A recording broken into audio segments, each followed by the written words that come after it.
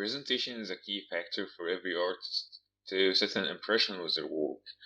So, in our topic here, presentation is very special because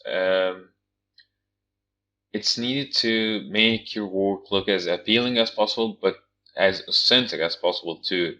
Because we need to present this model, this 3D model, as a 2D model, or make an illusion that it's a 2D object. So my advice here is just you have to use orthographic view more than perspective view, because when you make an object in 3D, it's not actually on paper. So it's in perspective, just like in the real world. So you have to use orthographic view to present your scenes. Sometimes you might use perspective because it works from far, just like orthographic work.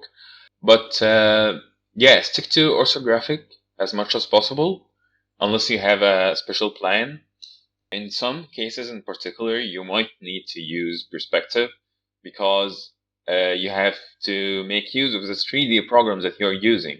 So yeah, perspective view helps you make use of the depth that actually exists in the 3D program, but you have to be very aware of how you use it to keep the scene looking good and not out of place. And do not forget, the further you go away with the camera from your object, you have to increase the outline thickness, because this is also a part of presenting your model as a 2D object or as a drawing.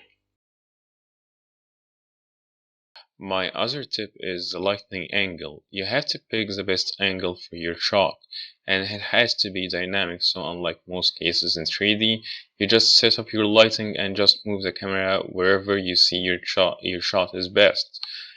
Here the situation requires you to change the lighting angle as you change your camera position for every shot to get the best outcome of your setup. And to avoid weird looking shades, some people prefer to play it safe by parenting a light source for the model and another that's dynamic for impact.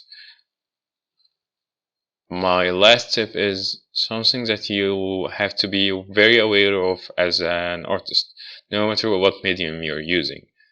The colors.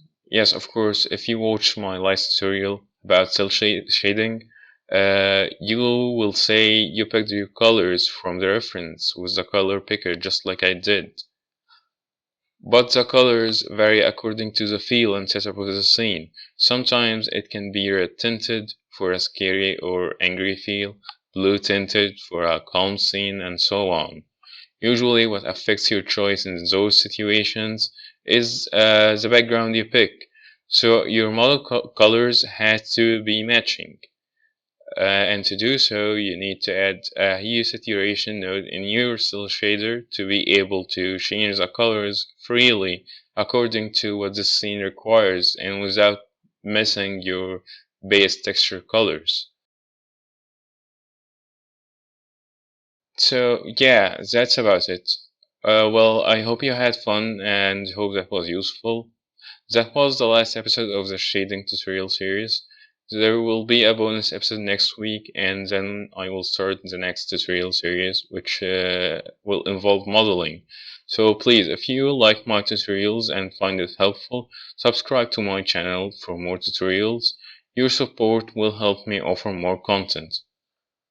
Thanks for watching, stay safe until the next episode.